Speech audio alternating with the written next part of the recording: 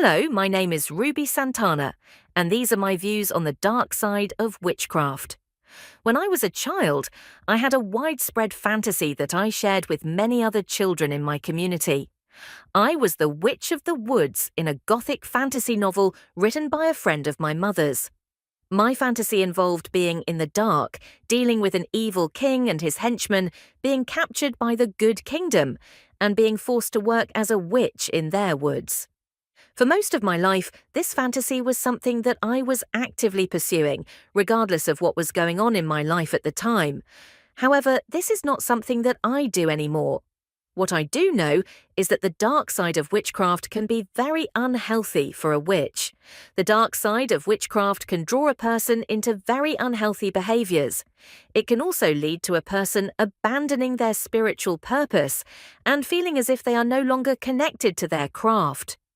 As a result, the people drawn into witchcraft's dark side often feel a lack of control over their lives, and some even feel as if they have been demonized. This can result in a person who lacks happiness and family and friends, who feels as if they have lost everything and may become depressed and abusive. If you have a dark side to your imagination that draws you away from the real world into darkness and suffering, you need to stop it.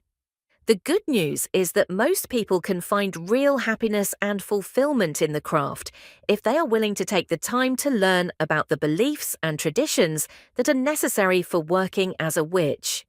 The most important thing is to realize that your fantasy can be just that, a story, and that there are great opportunities in witchcraft.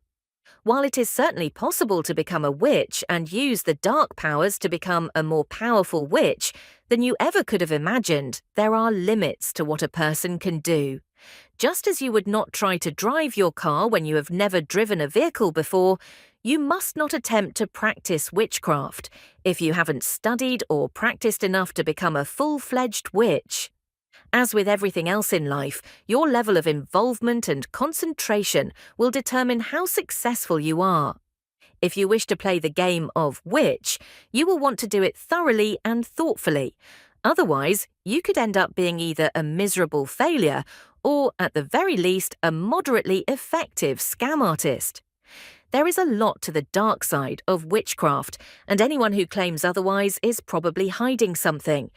It will not help if they are trying to sell you something. For example, one of my co-workers has said that she practices dark arts. She explained that she does this because she wants to feel more powerful in her life and business. My question for her is, what dark arts does she mean by power? She claimed that she doesn't use the black arts, but I think this is simply an attempt to impress you. The fact is that any magician or illusionist can perform black magic. However, being able to do so without any real power is extremely difficult. She should focus on using her mind to achieve her goals rather than just her hands. Unfortunately, there are still many people who think that the dark side of witchcraft is about doing strange things, like causing extreme mental illness or getting others to do your bidding. There is nothing wrong with wanting to gain power. What is wrong is pretending to be doing this when you are only trying to gain popularity or a job. This is the dark side of witchcraft that needs to be exposed.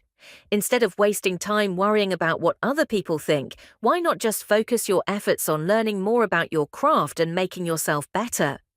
If you found this article on the dark side of witchcraft helpful, pass this information on to others. Thank you, Pagan Corner, for publishing my views. Ruby Santana.